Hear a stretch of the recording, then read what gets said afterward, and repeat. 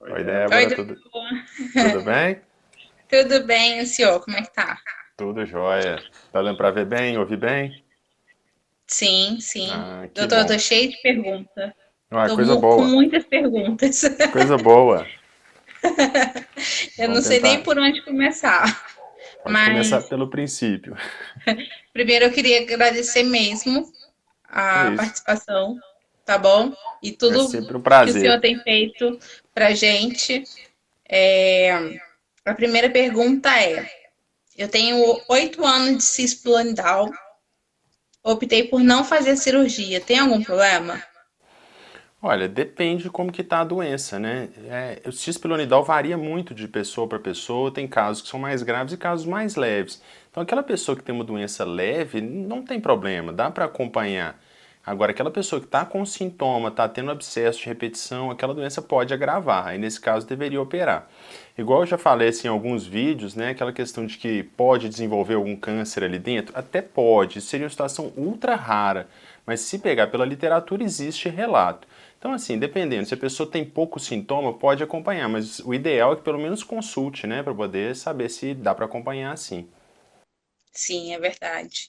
E depilação a laser, antes ou depois da cirurgia? Olha, eu recomendo sempre que possível fazer antes. Isso ajuda no controle, assim, para a cirurgia vai estar numa situação melhor, porque já não vai ter pelo ali, e para o pós-operatório também vai ser mais fácil, né? A gente vai ter um período ali sem crescer pelo. Eu acho que sempre que possível fazer antes. Muitas vezes a pessoa já procura querendo operar e não fez ainda. Aí que eu recomendo que faça a primeira sessão antes de operar, que aí aquele pelo demora mais a nascer, né? Então, assim, a gente ganha um tempo aí no pós-operatório e depois faz as outras sessões. Agora, lembrando que dependendo, né, no pós-operatório, muitas vezes as clínicas não vão querer fazer, enquanto tiver uma ferida, né? Então, assim, por isso que eu já falo para fazer a primeira sessão e depois, uns 45 dias, fazer a segunda. E eu falo isso até por experiência própria, porque eu já procurei durante o pós-operatório e muitas delas não quis fazer e eu não fiz, não pude fazer Pois é, com a ferida aberta. pois é. Qual, a próxima. Qual o tempo ideal de afastamento das atividades no trabalho, no pós-cirúrgico? Isso depende mais da técnica que vai ser usada. Né? Tem um trabalho que eu achei muito interessante, que eles tentaram ser o mínimo invasivo possível. O que eles faziam? Só tiravam os pelos ali daquela região, se tinha um excesso de tecido, faziam um desbridamento, só isso, e não tinha tempo nenhum de afastamento. E isso com pessoas que trabalhavam no exército, né? Então, assim, eles viram que dá para fazer isso. Então você vê, tem técnica que você não precisa nem de afastamento. Agora, com técnica aberta, aí vai demorar muito, né, para voltar. Aí eu recomendo tirar pelo menos umas 3 semanas, 30 dias. Agora, aquelas técnicas menos invasivas, uma semana em geral eu vejo que dá para voltar tranquilo. Agora tem que tomar os cuidados, né? O principal é isso, não é dá para trabalhar, dá até dá, né? Mas a pessoa tem que ter condição de não ficar sentando em cima da ferida, porque isso vai atrapalhar a cicatrização. E ela tem que ter condição de fazer curativo. Então, assim, o afastamento que eu dou nos meus pós-operatórios, eu faço assim, eu vejo de acordo com o serviço da pessoa e com a gravidade da doença e a técnica. Sim. E, doutor, para você, qual é a melhor técnica? Também depende da doença, né? Não tem como a gente falar uma técnica só. Igual assim, muitas vezes as pessoas procuram querendo saber sobre a técnica de vídeo, né? Para passar aquele aparelho do Epsit, precisa de 4 milímetros. Então, assim, dependendo da doença, não justifica. Uma curetagem vai ser menos invasiva.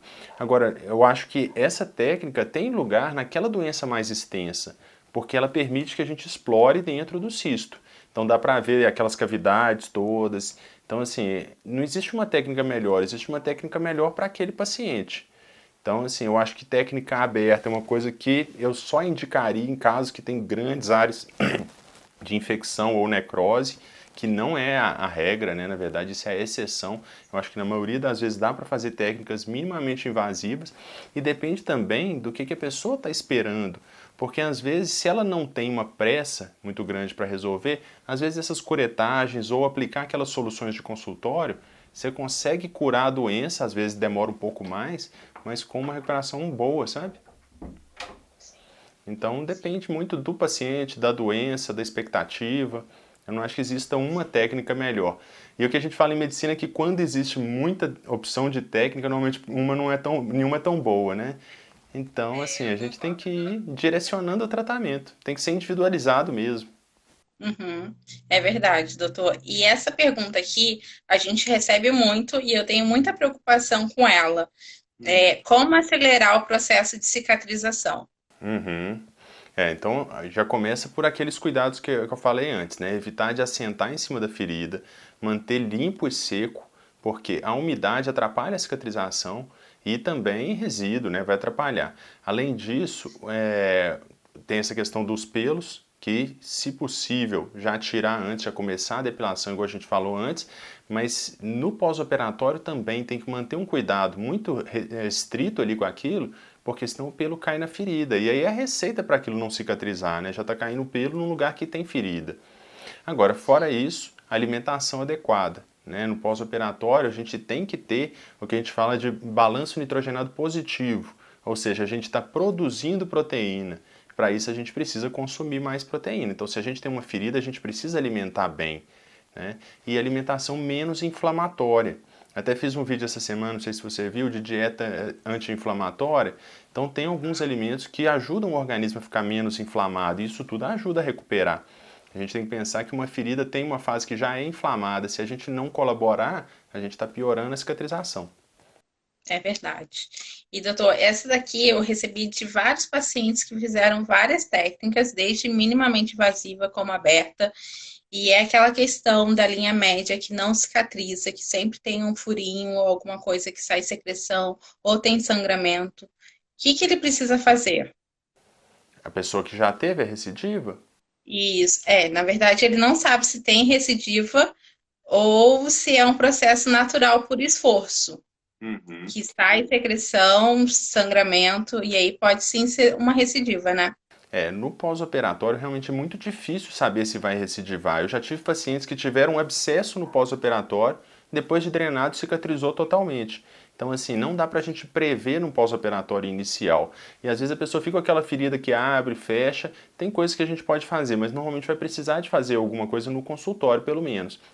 Um desbridamento, tirar um pouco de secreção ali, aquele tecido de granulação, aplicar, existe o ácido, por exemplo, tricloroacético, que é um ácido que destrói esses tecidos, existe o nitrato de prata que pode ser usado. Agora, para a pessoa mesmo saber, não tem jeito, aí tem que voltar no médico e saber se está cicatrizando bem ou não. Agora, essa questão da linha média é uma questão assim que é mais fácil a gente falar do que a gente fazer a retirada da linha média, porque à medida que a gente tira tecido, o organismo tende a fechar naquele mesmo lugar. É difícil, às vezes a gente tem que tirar muito mais tecido de um lado que do outro para a gente conseguir tirar daquela região. E é uma doença difícil mesmo, né? Uma doença que pode voltar, é trabalhoso. É verdade, doutor. Eu Às bem vezes sei disso. a gente faz tudo certo às vezes e não tem jeito, né? Volta mesmo. É verdade. Deixa eu ver aqui a outra. É normal a cicatriz ficar escura? Sim, é normal. A tendência da cicatriz, ela passa por algumas fases. A fase inicial, ela vai ficar aquele mais rosado, que é a ferida que tem pouco tempo que cicatrizou. Com o passar do tempo, a tendência é ir ficando cada vez mais clara, né? Ficando aquela cicatriz branquinha que a gente conhece mais velha. Mas em alguns casos a ferida pode ficar escura e às vezes demora anos para melhorar. Mas a tendência é ela clarear com o tempo depois também. Existe algumas soluções que a gente pode passar para clarear. Por exemplo, a hidroquinona. É claro que ninguém deve passar sem ter consultado, porque isso não é para passar em ferida ativa.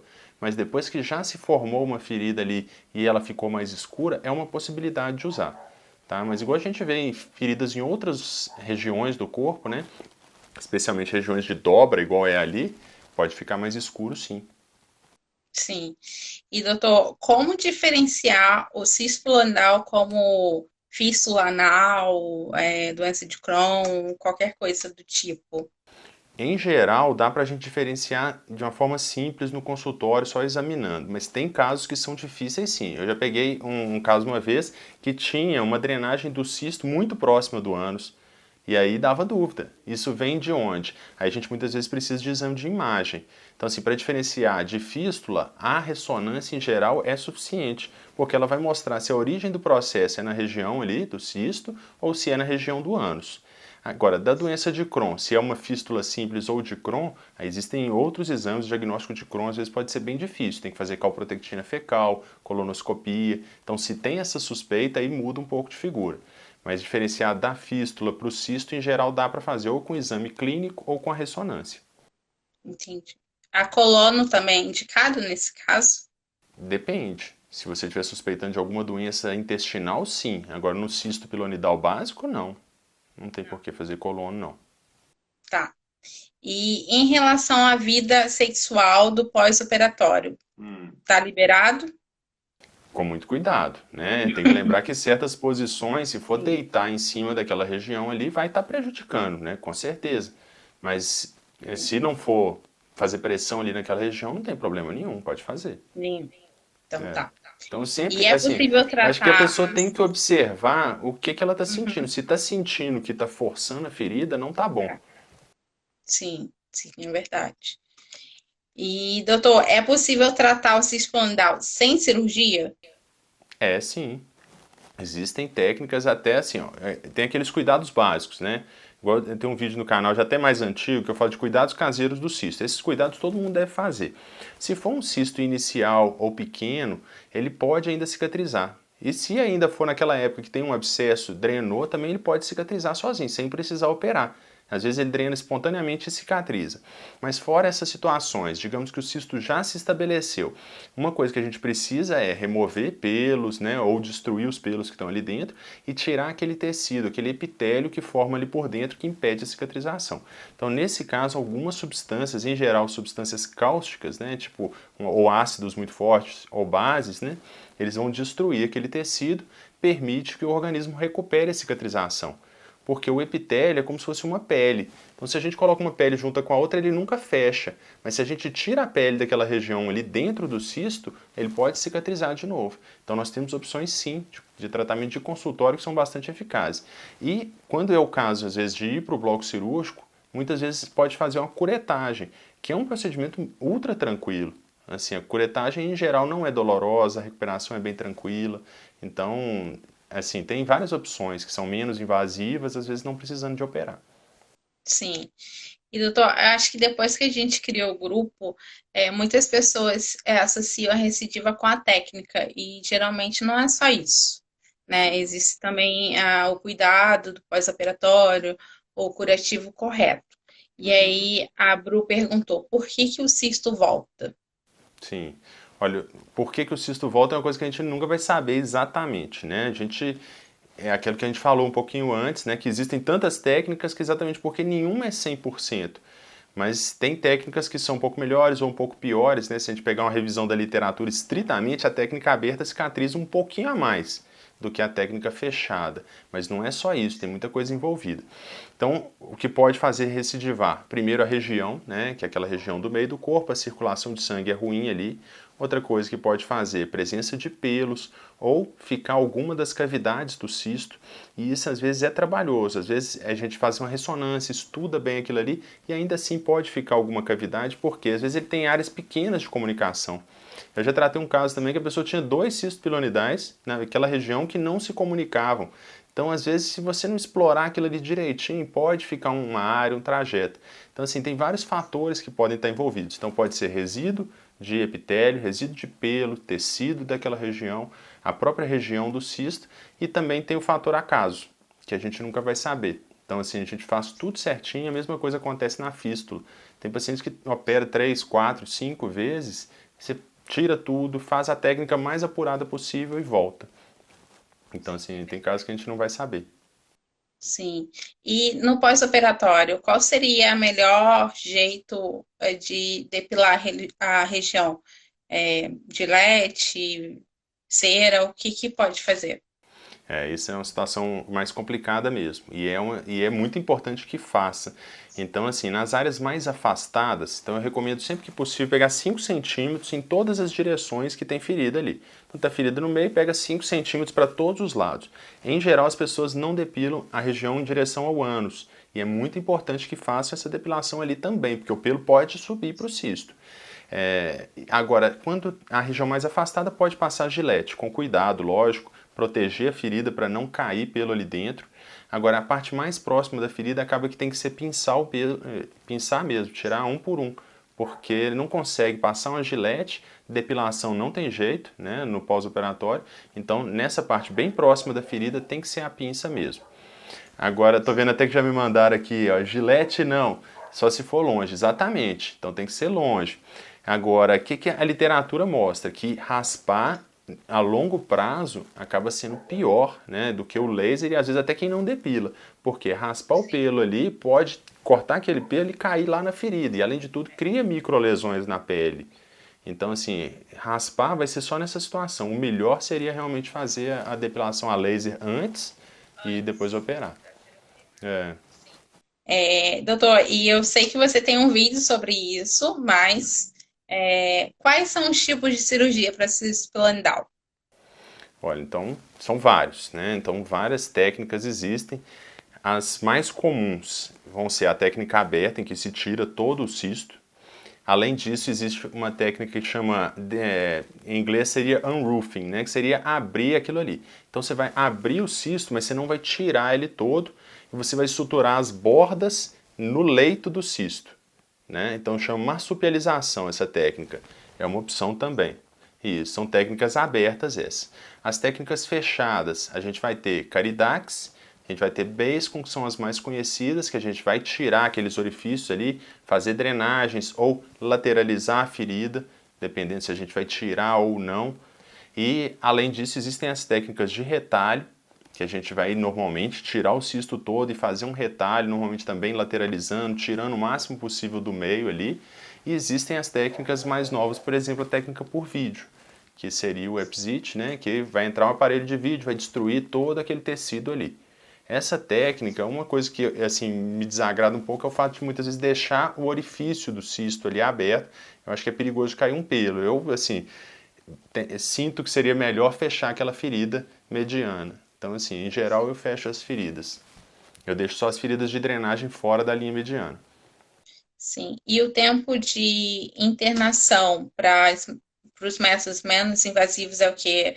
É 12 horas, um dia? Depende da recuperação da anestesia, depende da anestesia em si. Se for com anestesia local, nem vai para o quarto muitas vezes, vai do bloco cirúrgico para casa. Eu, em geral, faço o seguinte, eu opero à tarde, então os pacientes internam por volta de meio-dia, a gente opera, passando o efeito da anestesia já vai para casa, em torno de 6 horas. Dormir no hospital, assim, deve ter sido um ou outro caso meu. Mesmo quando eu faço retalho, em geral não vejo necessidade. Mas isso depende também de se o paciente é bem orientado, se ele entende direitinho como que é o cuidado, porque o retalho às vezes é mais trabalhoso o cuidado, né? Sim, com certeza. E, doutor, aquelas terapias para ajudar a oxigenação da ferida, elas funcionam? Tipo, Olha, já tive oxigenoterapia, resultado muito bom, terapia? viu? Você diz da oxigenoterapia hiperbárica? Isso. Eu já Uhum. tive resultados muito bons, viu? De acelerar mesmo o processo de cicatrização, porque aumenta a disponibilidade de oxigênio, né? Então eu tive resultados muito bons. Além disso, uma opção seria o uso do ozônio. O ozônio, a gente acha pouco estudo na literatura ainda, mas também já tive resultados bons para pacientes que usaram. Sim, sim. O difícil Eu lembro é, que a às gente vezes, conversou sobre isso, né? é, A o gente difícil é, às conversou vezes sobre é saber onde que faz, né? Porque nem todos os locais fazem, né? É verdade. Eu acho que aqui na região também não tem. A gente tem Uhum. que ir para longe para poder conseguir. Mas, enfim. Doutor, quem faz o método aberto pode Uhum. sentar com quanto tempo? Pode assentar? Olha, o ideal é que esperasse a ferida estar pelo menos epitelizada ali naquela fase mais avançada de cicatrização. Então, melhor é evitar durante aí um período provavelmente de um mês. Mas é difícil de dizer, isso vai depender muito da cicatrização, porque a ferida pode demorar até 3 meses para cicatrizar, né? E depende do que a pessoa está chamando de sentar, é passar várias horas assentado, sentar um pouquinho durante uma refeição. Então, assim, eu recomendaria, pode sentar num período de refeição, usa aquela almofada de proteção do cóccix, tentar não apoiar naquela região. Sempre recomendo, se possível, inclinar o corpo para frente, tirando o peso dali. A pelve, a gente tem 3 apoios, basicamente, que são as tuberosidades isquiáticas, que são esses ossinhos na base da perna, e tem o cóccix atrás. Então, assim, sempre que possível sentar inclinado para frente, você tira o peso do cóccix e apoia nesses ossinhos. Seria melhor. Não tem como dizer um período específico, né? Vai depender da cicatrização, mas provavelmente em torno de um mês aí. Sim. E, doutor, o cisto pode virar câncer? Pois é, virar câncer é um negócio complicado de falar, né? Claro que ali tem um grau de inflamação tecidual que pode levar com o tempo a alguma displasia, mas são aquelas publicações que a gente fala de anedotais, né? Que são casos relatados raríssimos na literatura. Mas se for ver, existe casos relatados sim. Mas normalmente então não vai ser que o cisto virou, mas é que você desenvolveu um câncer dentro da região do cisto. Sim. Isso depende também do tempo de doença, né, doutor? Sim, aí é pessoa que tem mais de 30 anos de doença, que tem inflamação ativa ali, aquela doença secretiva, que produz às vezes abscessos. Sim, Não é então, aquele quanto caso antes pequeno, tiver comum. a indicação da cirurgia, o quanto antes é bom fazer, né? É, se já foi indicada a cirurgia, o ideal é que faça. Eu falo o seguinte, mesmo que a pessoa não queira operar, né? Então, fala assim, eu não quero operar de jeito nenhum. Mas então vai no médico, pelo menos para ter uma orientação, saber se o caso é cirúrgico mesmo, por que ele acha que deve operar. Se é o caso dele falar que não precisa, que dá para acompanhar, aí acompanha. Agora, não ficar sem uma orientação, né? Sim, com certeza. E, doutor, a queloide, assim como a fibrose, né? Por Uhum. que acontece? Queloide desenvolve normalmente em pessoas que já têm uma tendência a formar queloide. Muitas vezes as pessoas chamam de queloide uma coisa que não é.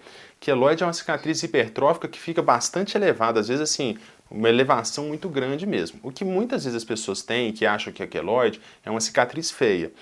O que acontece? Uma ferida aberta ou uma ferida que infecciona, uma ferida sob tensão, ela muitas vezes fica uma ferida aberta, uma ferida larga, né? A cicatriz larga, feia, mas que não é uma queloide.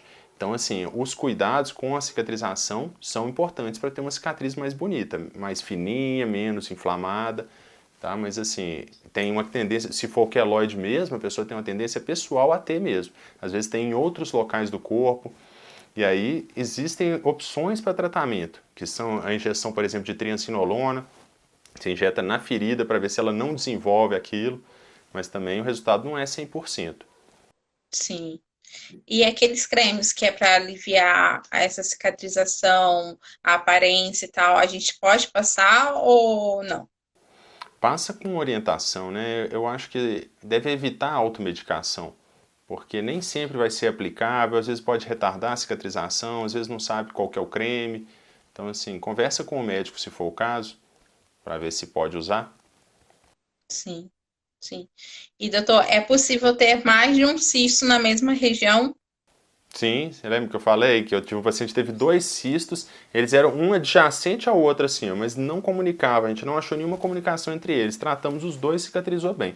E além disso, a pessoa pode ter cistos em outras regiões do corpo, né? Então, assim, pessoa que mexe com tosquiar a ovelha pode ter na mão, pode ter em regiões às vezes no pescoço, pode ter outros locais atrás da orelha, é um lugar que pode ter. E, e doutor, qual é a diferença do cisto sebáceo para o cisto piloidal? São duas coisas totalmente diferentes. O cisto sebáceo, ele é um cisto formado pelos anexos da pele. Então tem um acúmulo de sebo ali, normalmente ele vai ser encapsulado, não é inflamado. O tratamento é uma cirurgia simples que tira com a cápsula dele, está resolvido. A cicatrização é muito boa. O cisto pilonidal não.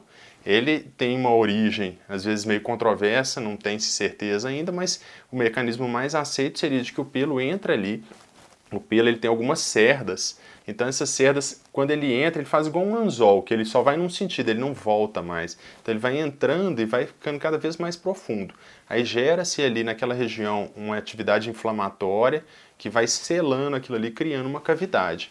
Então são duas coisas totalmente diferentes. E o cisto pilonidal não é um cisto verdadeiro, ele é aberto, né? Ele tem aqueles orifícios, os pits, então seriam doenças totalmente diferentes. O que às vezes pode confundir seria com a hidradenite supurativa, né? Que também tem a ver com essas glândulas da pele, as glândulas sebáceas também, mas que aí o processo de pressão vai fazendo com que espalhe aquela região e às vezes acomete regiões grandes. O tratamento é às vezes mais complexo até do que o cisto, porque muitas vezes operar só não resolve, a gente tem que tirar trajetos ali, É uma doença até mais complicada.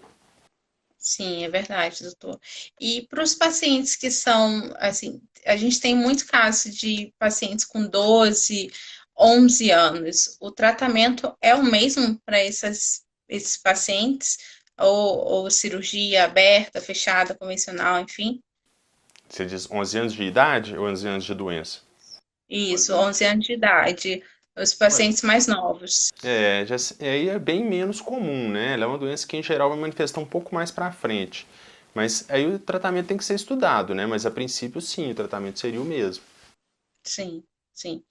E aqui a outra pergunta é se o cisplatinal tem alguma relação com sangue, se tem alguma doença de sangue, alguma coisa assim, não, né? Não, não. Tem um estudo que fala que em mulheres poderia ter um distúrbio de prolactina. Mas isso aí é um estudo que falou, é um dado que não é confirmado. Então, assim, em geral a gente não associa uma doença a princípio adquirida. Por mais que tenham pessoas que têm casos na família, né? Mas muito mais por uma tendência genética e anatômica do que da doença em si. Sim.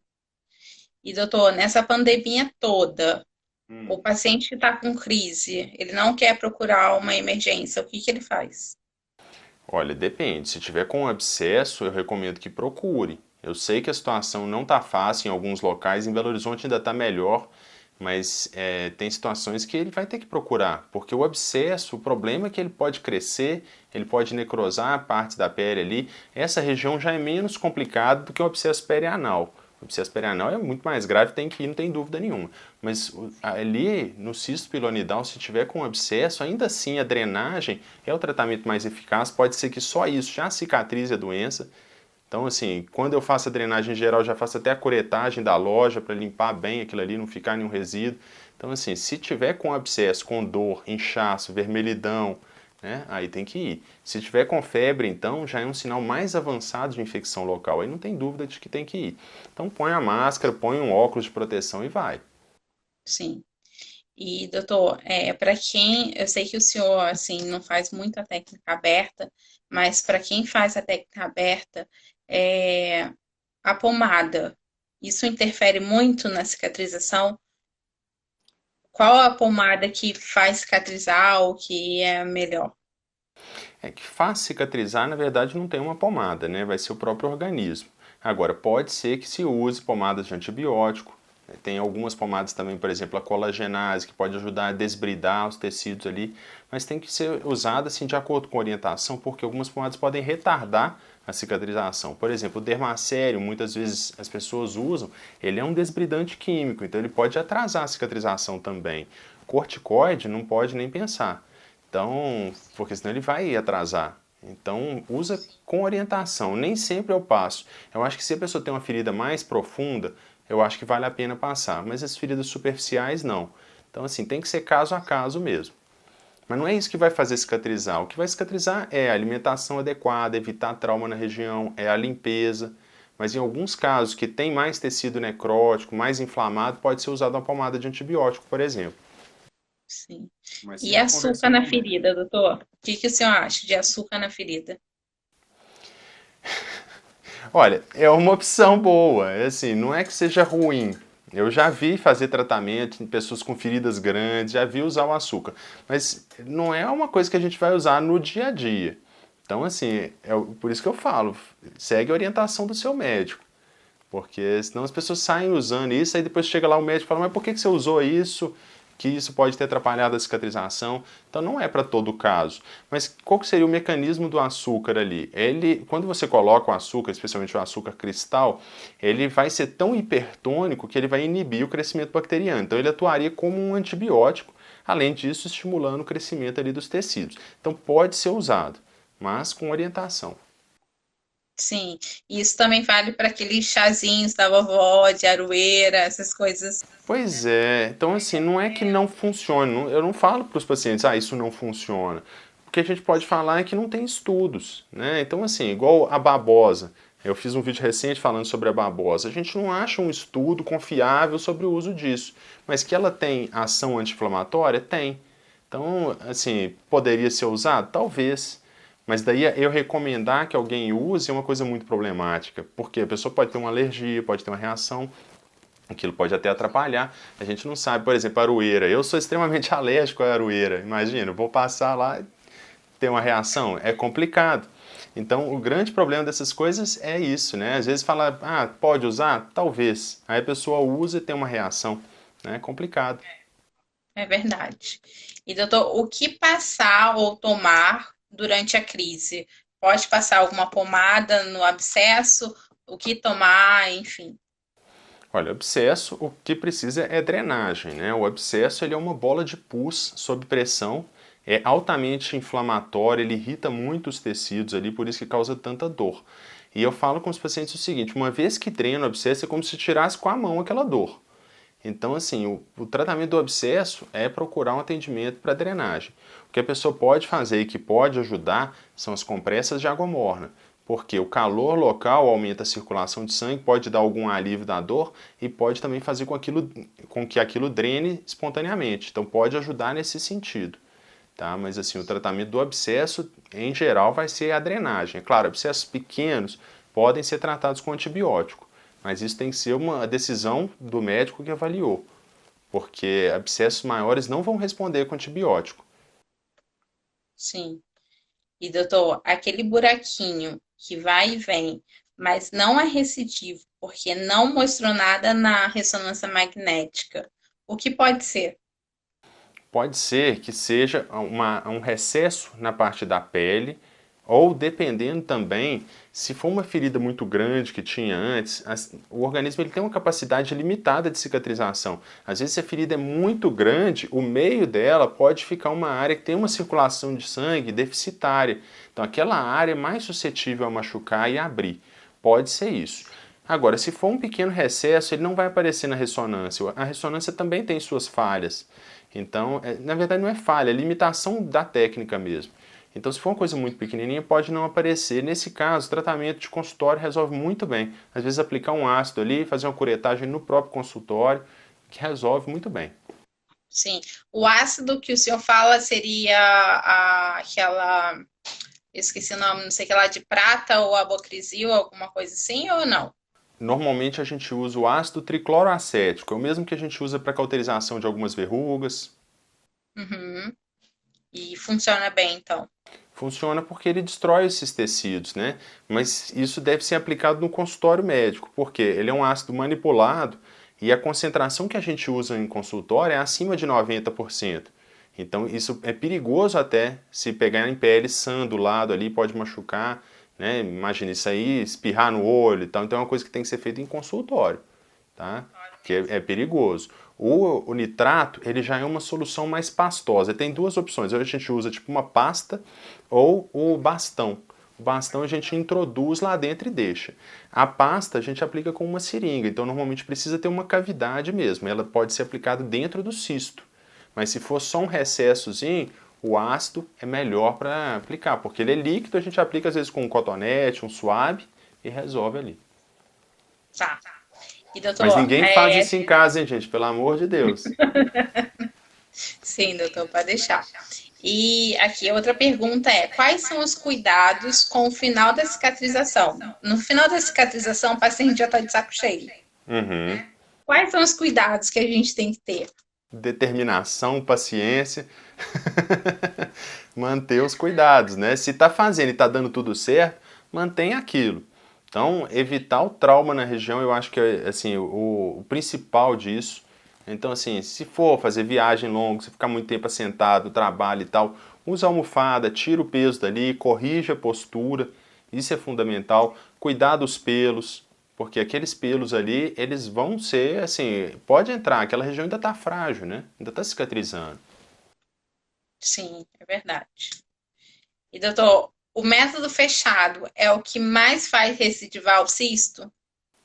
Pois é, aquilo que a gente conversou, né? Se a gente for olhar pela literatura médica, né, assim, uma meta-análise recente, uma revisão sistemática, desculpa, recente fala isso. Um tem recidiva de 5% e o outro tem recidiva de 8%. A diferença é pequena, se a gente for ver assim no total. Mas assim, falar que é a que mais tem recidiva é complicado, né? Em geral, as técnicas são boas, mas risco de recidiva tem, independente da técnica. Sim, É sim. muito assim, frustrante, tanto para o médico quanto para o paciente, fazer uma técnica aberta, demorar meses para fechar e tem uma recidiva também. E pode acontecer e acontece mesmo. A gente acha assim, ah não, tirou tudo, está resolvido. E não é bem assim. É uma doença às vezes difícil de tratar mesmo. É verdade, doutor. Mas a diferença de recidiva é pequena entre elas. Uhum, é verdade. E, doutor, em relação a. Deixa eu ver aqui o que que tem mais. Tem tanta pergunta aqui, doutor. Hum. Pera. Esse aqui eu já falei. Doutor, a técnica de retalho é só para casos mais complexos ou não? A gente pode iniciar com ele um caso, sei lá, de descoberta há um ano atrás. O retalho a gente em geral vai indicar para cobrir defeitos maiores. Então, assim, Uhum, doenças mais graves, mais extensas, é uma opção boa. A gente usa para fazer a reconstrução daquela área que a gente mexeu. Agora, pode ser a primeira técnica, isso vai depender realmente da doença, do paciente, não é a última técnica. Mas em geral vai ser para doenças mais graves ou doenças recidivadas. É claro que num cisto pequeno, você não vai entrar fazendo um retalho sendo a primeira abordagem. Então, em geral, você vai ser sim, menos invasivo na primeira, né? Mas é claro que vai depender do tipo de cisto. sim. E qual é a média de cicatrização para o método aberto? Não entendi como assim, É, taxa de recidiva, o que que é? não, a média de cicatrização mesmo do método aberto, qual seria, tá? Assim, o tempo Ah, tá. O tempo. uma cicatrização. Uma ferida em geral vai demorar em torno de um mês e meio para a gente falar que ela está cicatrizada, né? E daí para frente ainda tem que amadurecer a cicatriz ali porque ela ainda é mais frágil. Mas o período que ela precisa para fechar em geral vai ser em torno de um mês, assim. Mas não é um mês de dor. Essa que é o que eu acho que é a grande diferença. A cirurgia aberta fica uma área aberta, exposta, né? Então acaba sendo doloroso aquilo ali. Enquanto que na técnica fechada, em geral, é recuperação muito tranquila. É muito raro o paciente que queixa dor assim importante que não resolve com remédio, sabe? Na técnica fechada, em geral a recuperação é muito tranquila mesmo. E é Besco, né, doutor, que Sim, se fala. sim. A taxa de recidiva é o quê? É que nem a aberta, que nem a Ela é em torno da fechada, né? Então em torno aí de 8% se a gente pegar pela literatura. 8%. Isso. É uma taxa Mas boa, eu acho que assim, o mais importante é que seja bem indicado. sim, Então, porque se você pega uma doença que não está bem indicada e faz, aí você vai ter uma recidiva mais alta, né? Então, assim, tem que sim. indicar de acordo com o caso. E é vida normal depois de quê? 7 dias com a Besco ou demora mais um pouco? Vida normal é uma coisa complicada de falar, né? Então, assim, vai ter que manter aqueles cuidados ali. Em geral, eu peço para tirar de atestado 1 ou 2 semanas, e aí quando voltar mantendo os cuidados. Agora, atividade física eu não libero com menos de um mês. Sim, sim. Atividade física em si, doutor. Quanto que o paciente pode voltar, independente da técnica? Se tiver totalmente fechado, se a gente fala assim, ó, não, essa ferida aqui cicatrizou, então para a vida normal mesmo, eu liberaria depois de 2, 3 meses. Atividade assim de impacto, por exemplo. Então luta, esse tipo de coisa, eu liberaria com 2, 3 meses, porque eu preciso que aquela Ciclismo região também, ganhe. doutor? Hã? Ciclismo também? Pelo menos esse período, porque a gente precisa que aquele lugar esteja cicatrizado e ganhe resistência. As feridas no corpo humano, elas demoram pelo menos 3, 4, até 6 meses para que aquilo ali esteja maduro. Então, assim, ter trauma naquela região vai prejudicar. Sim, sim, com certeza. E, doutor, a última pergunta que eu tenho aqui é em relação à alimentação durante a crise. O Uhum. o que pode melhorar e o que pode ser evitado durante esse tempo?